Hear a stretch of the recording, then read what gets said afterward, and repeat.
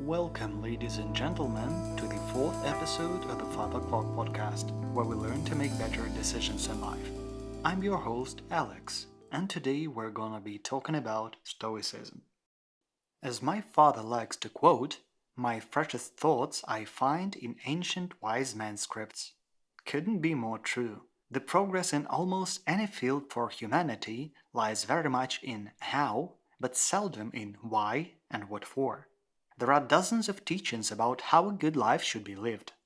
Some of them are quite modern, the others ancient. And it would have been logical to check the oldest possible sources. Trust my word, we'll be getting there. But as of now, let's relate to the old works that were developed and systemized best. The Greek and Roman philosophy works on Stoicism. Now, what is Stoicism? How and why it emerged? And why is it so important, if it is at all? Wikipedia would be the best source to get some generalized overview on the definitions and history. Instead of competing with Wiki, let me tell how I get it. Stoicism states that everything in the nature is interconnected and is ruled by logics and order. And us, human beings, are the only mortals to be able to choose their behavior. And only by aligning with the universal nature order can we truly flourish. But what makes it stand out is that Stoicism actually defines the values to pursue, the problems to solve, and provides useful practices to manage your life, whoever you are, at any given circumstances. There are four so-called cardinal virtues which are meant to be utterly necessary for a good life. First, wisdom or prudence. Second, justice or righteousness. Third, courage or fortitude. Fourth, temperance or measure. What sets these apart is volition and trainability. Every man can choose to be wise, just, courageous, and moderate by making small choices on his path, whatever the path is. By the way, volition or voluntary choices is another great part of Stoicism.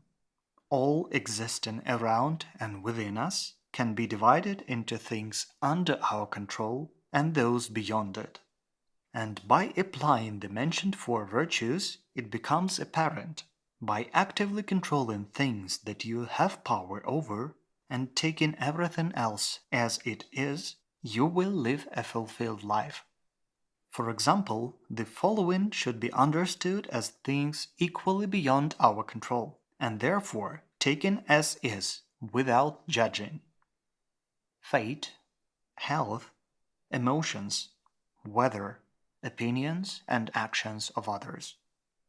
If any of these we will try to control, attract or avoid, like or dislike, we would then willingly hand over the pilot's seat of our life to other people or events.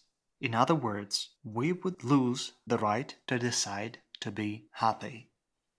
So we should aim our efforts onto what we can control, and that, yet hard to do, is but easy to define.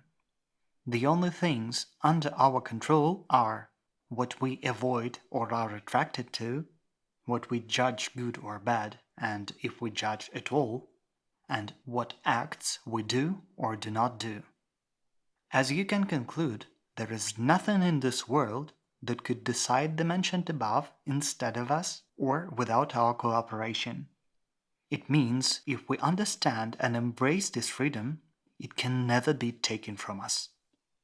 Life is given and taken without our intention. Therefore, we should take birth and death as they are, and that doesn't make our life worse. Wherever a man can live, a man can also live well. Do decide.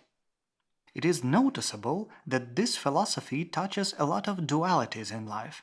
Example, no matter how good or bad is a teaching, it is also always dependent on the person trying to apply it.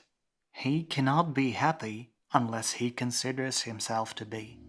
Are you happy, dear listener?